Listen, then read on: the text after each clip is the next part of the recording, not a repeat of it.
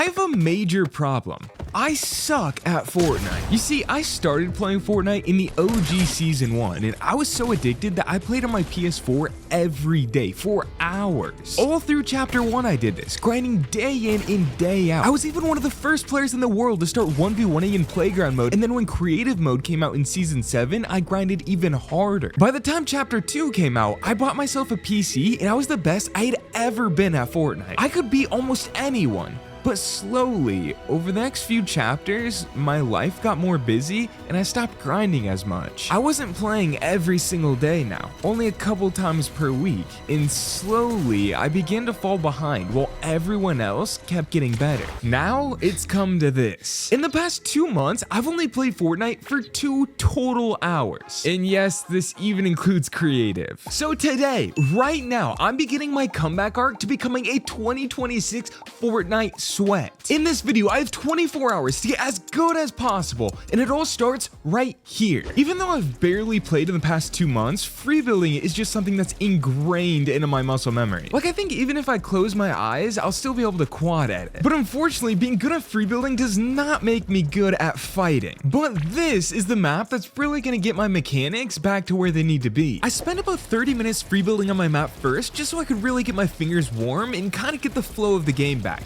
Plus, I maxed out my XP by doing this. But besides the XP, in creative, I think piece control maps are one of the most underrated cheat codes to improving fast. I won't lie and say they're fun, because honestly, they're pretty boring. It's a solo map where you repeat the same drills over and over and over again. But this repetition is literally a hack.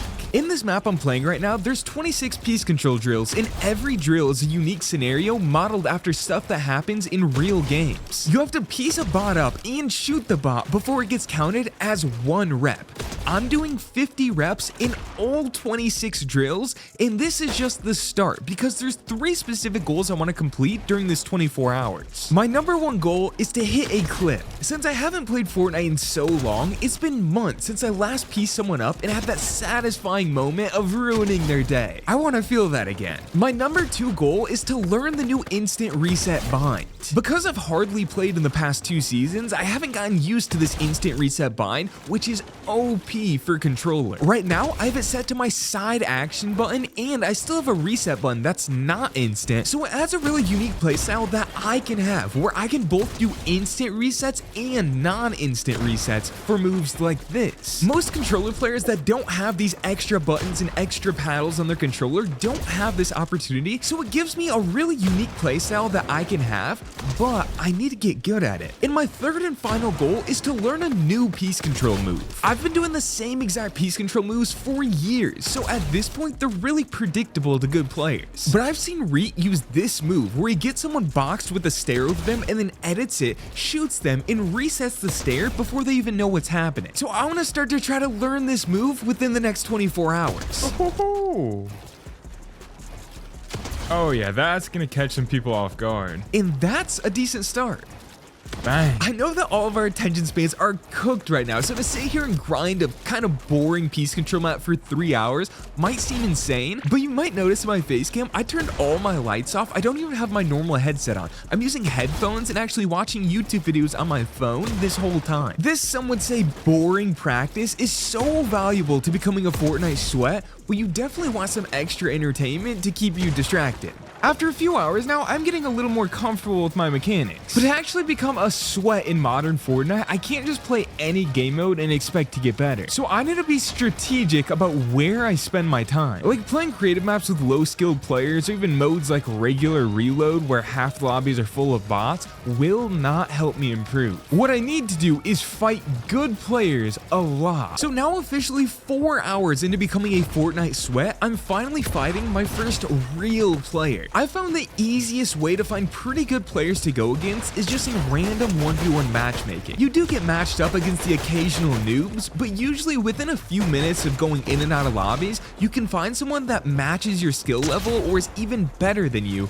and this is where the real progress starts. was not good, but I won. I think what regular Fortnite players just don't realize is how fast you can get good at Fortnite if you only play against other sweats. Just think about pros like Clicks and Peterbot. They basically never play the regular game modes like Reload and Battle Royale, and if they do, they play ranked, which is even still too easy for them. So instead, what they do to stay at a pro level is every single day they're playing against other pros in creative. They're playing against other pros in private scrims. They're playing against other pros in tournaments. They basically play all day, every day, and exclusively fight other top players, which makes the skill gap between the average player and them huge. That's why if you really want to become a Fortnite Sweat and try to reach that pro level, I think one of the only ways is to find a really good group of players to grind with, which the only way I know of doing that is using a Fortnite Scrim Discord server like NA Scrims, Manu Scrims, any of these. And this is not sponsored, but this is what I used to do all the time. You find the section that says looking for players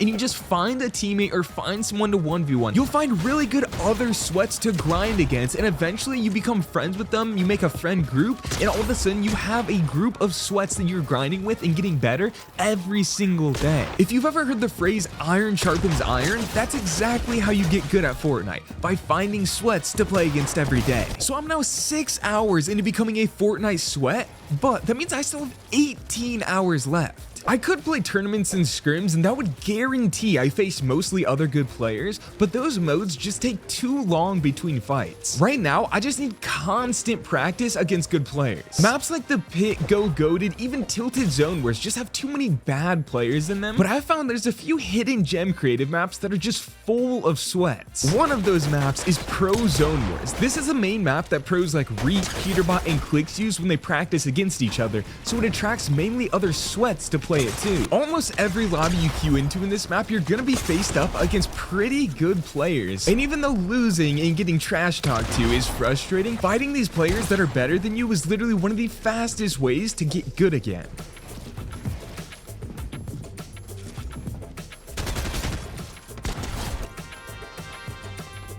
Another pretty sweaty map is 1v1 Realistics. Usually noobs don't like these types of maps because you don't get to use any overpowered guns, and usually noobs don't like to play solo modes. They'd rather get carried by someone that's good. So in this 1v1 Realistics map, that means most of the time it's pretty easy to find sweats to go against. Bang, let's go. I've already played like triple the amount of hours today alone as I've played in the past 3 months combined, and I feel like I'm seeing some great progress towards becoming a Fortnite Sweat already. However, there's one area where, especially as a controller player, I need to get better at. Box fights. Box fighting on keyboard and mouse is so easy, but on controller, it's a nightmare. The awkward angles, the flick shots, the instant mouse wheel resets, all of it makes box fighting way harder on controller. But to become a modern Fortnite Sweat, I have to get good at this. So right now, I'm a bronze box fight player, and I have the next 2 hours to improve my box fighting technique and also see how far I can climb up the 1v1 box fight ranks. Now I will say that out of all controller players, I specifically do have a huge advantage with my pro controller because I'm able to set this side action button to be instant reset. Like, I don't have to press confirm or anything. I just click this button once and it instantly resets the build. It's comparable to scroll wheel reset for keyboard and mouse players, which is why it's especially helpful in box fights. I'm able to shoot and basically instantly reset the wall right after to block my opponent's shot, and I don't even have to move any of my fingers. I'm just clicking the side button with the side of my hand. But even with this huge advantage, I just make really dumb peeks a lot of the time. I'm pretty okay at taking strategic angles at first, but once I get a player low, I always just end up opening up a wide edit, which technically in a 1v1 like this is fine.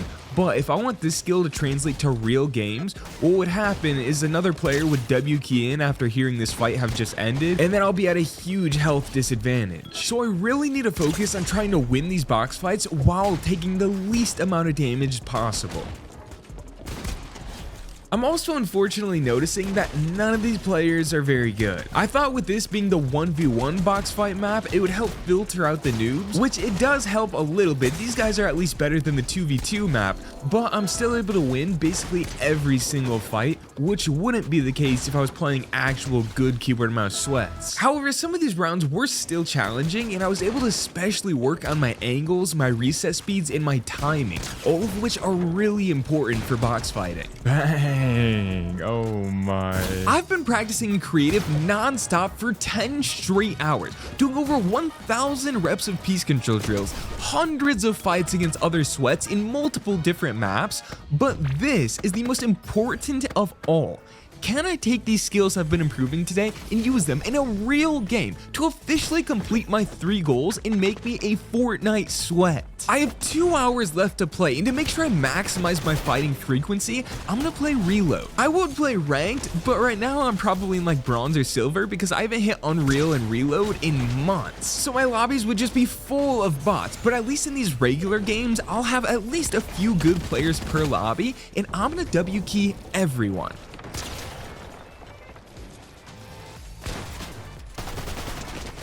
The one thing I'm doing in these games is no matter what, I'm playing confident. I've realized that even when I'm feeling washed, just W keying and playing aggressive makes everyone scared to fight you. Like if you see someone full W keying you, pressuring your wall instantly, playing aggressive, you automatically assume they're really good, and typically you'll get kind of nervous. You'll just assume they're really good. You'll start to play defensively, you'll start to make mistakes, and this is the one thing you can't really practice. You can't practice being confident, you just have to do it. So by doing this, by playing confidently, along with my over 10 hours of practice today, I'm making plays that honestly I didn't even think I was capable of this morning. But good things happen when you play confident and you practice.